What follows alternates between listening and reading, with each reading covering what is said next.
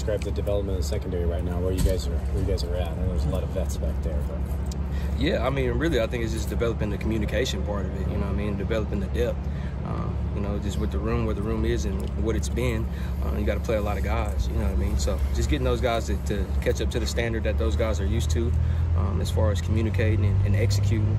I think that's what the room wants. So their development is getting better every day, just like anybody else, and they're diligent about it. Talk about your room, the inside linebackers. You had Melvin and Chisholm, but you have a couple young guys too. Talk about their development. Yeah, they're all young, and it's great because they have so much room for growth. So every day is a new opportunity to go out there and just to see them. I think they see the turnover on fixing some things so much faster. You know what I mean? But that group is young, they're super talented, and they all bring something different. You know what I mean? So I think that's what they embrace in each other, and they're excited about each other getting better, and they see each other making the adjustments that they need. With Nico, what have you seen out of his group? I mean, he seems like he's ready to be the dude there. I don't know. How would you describe how? Yeah, I think every guy has to go through not being the dude before they become the dude. You know, so I think he went through that last year and understanding that he has to be that guy now. So these guys, I tell them all the time, be careful what you ask for, because when it's time, you better be ready. So I think he's made the changes and he's prepared.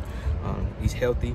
So he's just making adjustments just like anybody else, and he knows what he brings to the table when he does the things the right way. And what is that? Like, what are his strengths? What does he bring to that? Oh, first of all, his size. So he's able to, he put on the weight that he needed, so that way he can hold a solid edge. When it's time to pass rush, he can go in and do that too.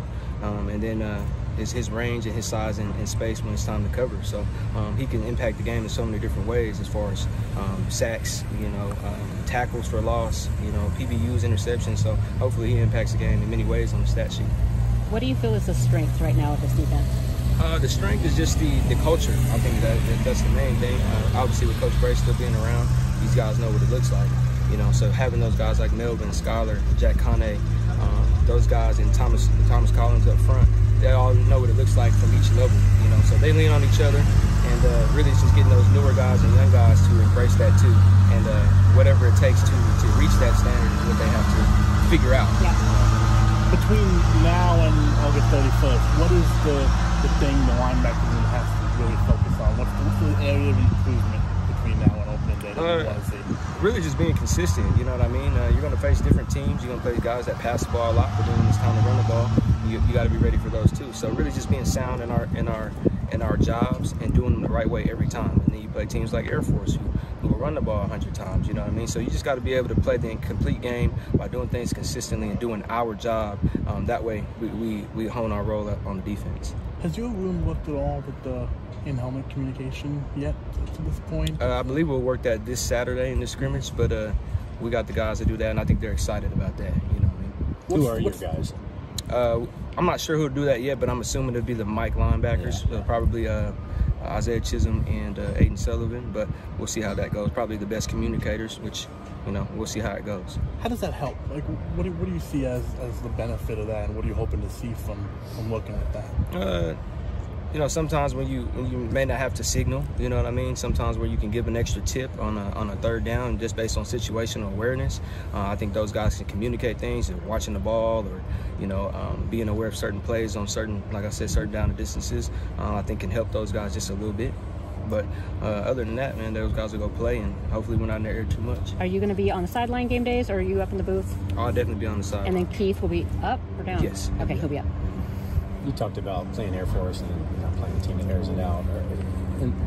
Is your group capable of, going either way? Like, you feel like you got the guys that can kind of attack teams no matter their style? Yeah, I think that's what I talk about with their development. We got to be able to do multiple things, and be more than one-dimensional. So these guys will be able to stop the run. Their athleticism will be able to help in the pass game, and that's what we develop. So we develop their eyes in the run game and the pass game. We develop their movement in the run game and the pass game. When it's time to rush, they'll impact the passer that way too. So we also play a position that can impact the game on many levels and fill up the stat sheet. So that's what we're developing on everything, and them understanding that is a big plate. But they'll be ready for it, and they're aware of it. Maybe take us back to the first day of spring to now. Who's the guy in your room who's maybe made the biggest jump? Who's grown the most? I'd say Aiden Sullivan, just with his maturity. He's coming in, he's learning the playbook. He's doing things that are necessary. So if he doesn't understand something, he'll come up and and draw it up on the board. You know what I mean? He cares about it.